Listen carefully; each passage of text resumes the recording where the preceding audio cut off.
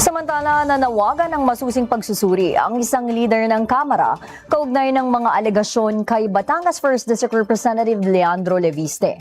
Aniya, dapat manaig ang pananagutan at due process at hindi politika. Si Sofia Potenciano, una sa balita.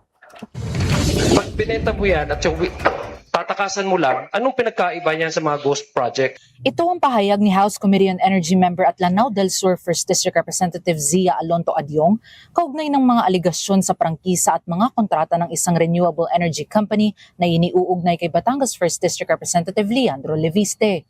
Ayon kay Representative Adyong, kung mapatutunayang ibinenta o inilipat ang prangkisa nang hindi natutupad ang mga obligasyong kalakip nito, maaari itong maihambing sa isang ghost project.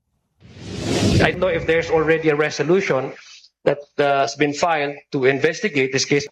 So I think kailangan talaga natin masuring tingnan itong issue na ito, covering the issue on the solar Philippines. Binigyang din ng kongresista na ang prangkisa ay hindi karapatan, kundi isang pribilehiyong ipinagkakaloob ng Estado, kaya't hindi ito maaaring basta na lang ibenta o ilipat.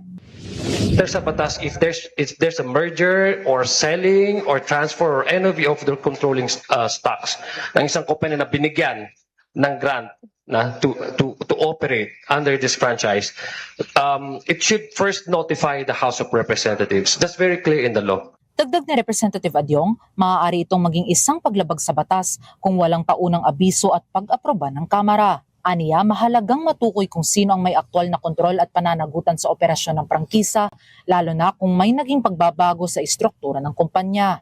Samantala, tinukoy din ni Representative Adyong ang mga alegasyon ng hindi umano nabayarang obligasyon ng kumpanya na iniuugnay kay Leviste sa pamahalaan na umaabot sa 24 na bilyong piso.